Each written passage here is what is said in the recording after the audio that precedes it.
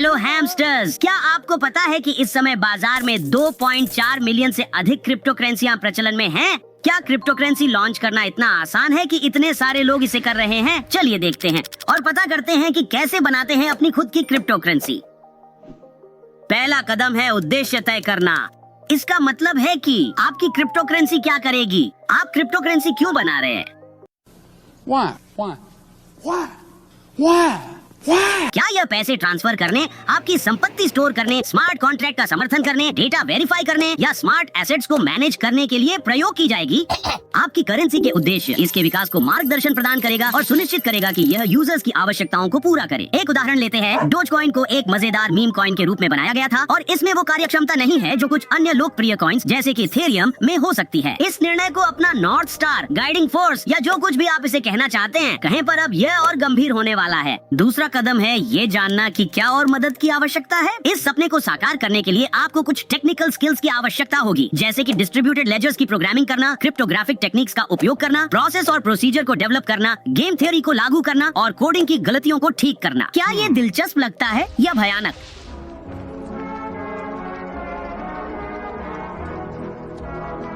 खैर, आप इसे स्वयं सीख सकते हैं। इसमें आपकी मदद के लिए ऑनलाइन कई कोर्सेज उपलब्ध हैं या आप उन्हें बाहर से भी प्राप्त कर सकते हैं। रेडिट फोरम जैसे कि R cryptocurrency, R bitcoin, R eth dev और आर क्रिप्टो डेव्स डेवलपर से मिलने और उनके साथ जुड़ने के लिए शानदार जगह हैं।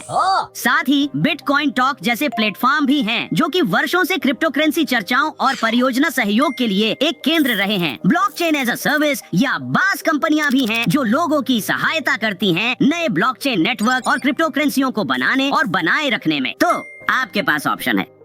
तीसरा कदम है एक ब्लॉकचेन प्लेटफॉर्म का चयन करना। अब आप अपने क्यों और कौन को जानते हैं, अब आपको बस कैसे को तय करना है और विशेष रूप से आपकी क्रिप्टो करेंसी किस ब्लॉकचेन पर चलेगी। विभिन्न ब्लॉकचेन्स ट्रांजैक्शंस को वेरीफाई करने के लिए अलग अलग कंसेंसस मैकेनिज्म प्रदान करते हैं, जैसे प्रूफ ऑफ वर्क। ये वह मूल स्थान जहां माइनर्स पहेलियों को हल करके ब्लॉक बनाते हैं। फिर है प्रूफ ऑफ स्टेक। इसमें माइनर्स का चयन उनकी करेंसी में हिस्सेदारी के आधार पर किया जाता है। फिर है डेलीगेटेड प्रूफ ऑफ स्टेक। इसमें यूजर्स ब्लॉक बनाने के लिए माइनर्स के लिए मतदान करते हैं। फिर है प्रूफ ऑफ इलैप्स टाइम। इसमें इनाम उस माइनर को मिलता है जिसने सबसे लंबा इंतजार किया हो। इनमें से प्रत्येक के फायदे और नुकसान हैं, लेकिन इसमें गहराई से जाना शायद अपने आप में एक पूरा एपिसोड हो सकता है।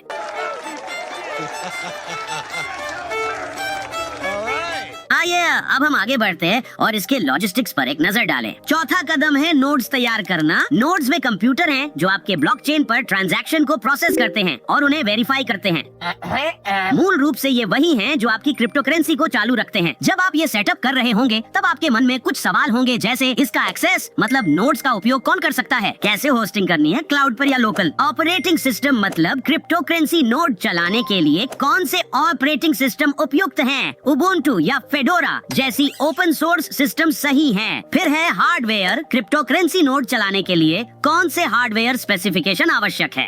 तेज प्रोसेसर, पर्याप्त रैम और पर्याप्त स्टोरेज महत्वपूर्ण होते हैं। आगे बढ़ते हैं। पांचवा कदम है एक ब्लॉकचेन आर्किटेक्चर को चुनना। आपको यह तय करना है कि आपका ब्लॉकचेन डेटा को कैसे शेयर करेगा। क्या यह सेंट्रलाइज्ड होगा, मतलब एक नोड सभी डेटा को संभालेगा, या डिसेंट्रलाइज्ड होगा, मतलब नोड्स आपस में डेटा शेयर करते हैं। एक और विकल्प है डिस्ट्रीब्यूट करना, मतलब डेटा नोड्स के बीच सार्वजनिक रूप से या निजी तौर पर स्थान परिवर्तन कर सकता है। आप कोई भी विकल्प चुने, बस कुछ बातों का ध्यान रखें, जैसे कि ट्रांजैक्शन की लिमिट, ब्लॉक का साइज और माइनिंग के रिवॉर्ड। छठा कदम है एपीआई स्थापित करना। जिन लोगों के पास तकनीकी ज्ञान कम है उनके लिए बता दूं कि एपीआई का मतलब होता है एप्लीकेशन प्रोग्रामिंग इंटरफेसेस, जो आपके ब्लॉकचेन को अन्य एप्लीकेशन से जोड़ते हैं, जिससे ट्रेडिंग, डेटा की सुरक्षा और करेंसी के एनालिसिस जैसे कार्यों को सुगम बनाया जा सकता है। बिटकोर, फैक्टम और इन्फुरा इथेरियम एपीआई जैसे समाधान मदद कर सकते हैं। अगर यह आपको समझ नहीं आ रहा है तो आपको इसे सेटअप करने के लिए एक्सटर्नल डेवलपर्स की आवश्यकता पड़ सकती है। सातवां कदम है एक यूजर फ्रेंडली इंटरफेस बनाना। अब यह आपके यूजर्स पर निर्भर करता है। जरा सोचिए, जैसे ही आप अपनी नई परियोजना शुरू करते हैं, कुछ कॉम्प्लेक्सिटीज आपकी नई कम्युनिटी के सदस्यों को परेशान कर रही है। इसका मतलब है कि एक यूजर फ्रेंडली इंटरफेस और एक्सपीरियंस बनाने में कुछ इन्वेस्टमेंट जरूरी होगी।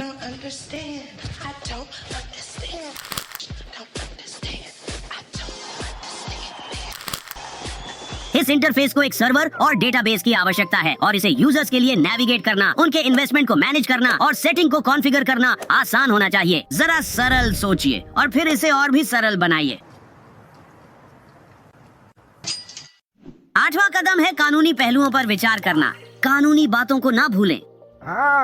जैसे ही आप लॉन्च के लिए तैयार होते हैं, कुछ अहम व्यापारिक बातों का ध्यान रखिएगा, जैसे लीगल एंटिटी सेटअप करना, जैसे LLC या कॉर्पोरेशन, अपनी स्थानीय सरकार से आवश्यक लाइसेंस प्राप्त करना, धन शोधन को रोकने के लिए रेगुलेटरी बॉडीज के साथ रजिस्टर करना और दोबारा सब कुछ जांच लें कि आप जिन क्षेत्राधिकारों में शुरू करने या संचालित करने की योजना बना रहे हैं, वहाँ क्रिप्टो करेंसी की अनुमति है भी या नहीं। इस सब में बहुत समय और मेहनत लगती है और हमने अभी तक ये भी नहीं बताया है कि विभिन्न एक्सचेंजों पर एक क्रिप्टो करेंसी को लिस्ट करने में क्या क्या होता है। यदि आप और जानना चाहते हैं तो कमेंट्स में हमें बताएं। वैसे बस ऐसे ही पूछ रहा हूँ कि अगर आपकी एक क्रिप्टो करेंसी होती तो आप उसे क्या नाम देते। वीडियो देखने के लिए धन्यवाद। सब्सक्राइब करें और याद रखें, हैमस्टर्स ताकतवर होते हैं। हम सब एक साथ और एक दूसरे के लिए हैं। फिर मिलेंगे।